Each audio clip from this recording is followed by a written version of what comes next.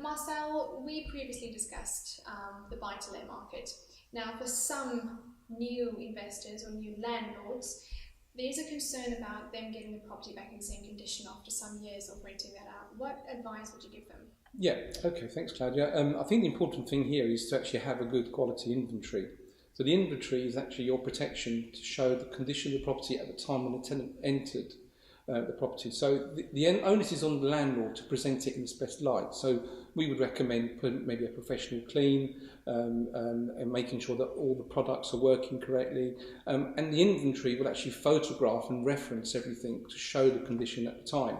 It's important that the inventory is done very close to when the tenants move in, and therefore you have something to fall back on. Should the property have any issues, you've got an inventory which is done professionally, consistently according to the right standards, which mean that when the tenant leaves, you've got something back to show the condition at the time. And by proving that, then you have more chance of winning your case should they damage your property in any way. So I think the key thing here is make sure you have a good quality inventory. Thanks, Marcel. But on the back of that then, obviously looking at the utilising inventory, what does Rochills do to support that advice? What we actually do is we actually have our own in-house inventory service. We used to sub that part of the business out to others, and what we found was the consistency wasn't there, and then we'd have disputes between the landlord and the tenant, etc.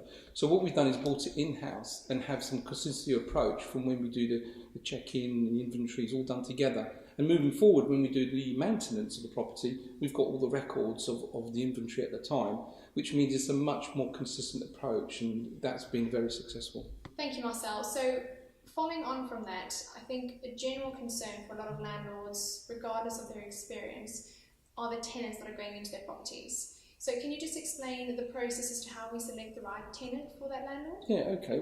Perhaps an example might be a way to describe it. So very recently we had a lady came in to see us who wanted to put the holding deposit down on the property. Appeared very professional, you could see that she was a nice lady, she ticked all the boxes in terms of looking professional, etc. And our pre questions about her affordability was quite correct. And I noticed as she came in to pay her deposit that her car was parked out in the corner of the office. And I asked if it was her car, she said yes. I said, excuse me, but you're going to get a ticket. And her quick response was, well, I don't pay them anyway, which was quite surprising, quite shocking. So having taken her deposit, the first thing we did, we went back to the landlord and said, I've got some good news and some bad news. The good news, someone's put the deposit down. However, the bad news is I wouldn't recommend that particular tenant. So luckily the landlord took our advice and didn't take that person.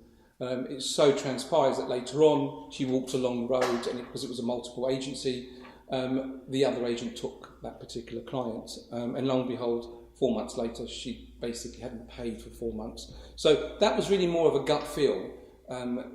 Just the response that she gave and the attitude wasn't quite right for our client. So there is an element of the tick boxes in terms of their affordability, etc. But at the end of the day, you get a gut feel, no different to when you're interviewing someone for a job. You say, are they the right person for my property? And that's the sort of things that we do within Rochills to actually try and identify the right tenant.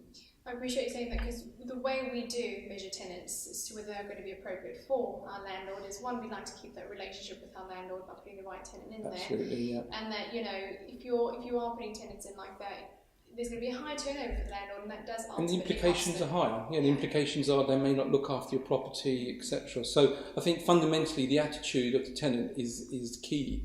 Because at the end of the day, if the property is presented right, it's going to let. So really, it's about focusing and getting the right tenant rather than the first tenant. Thank you. Thank you.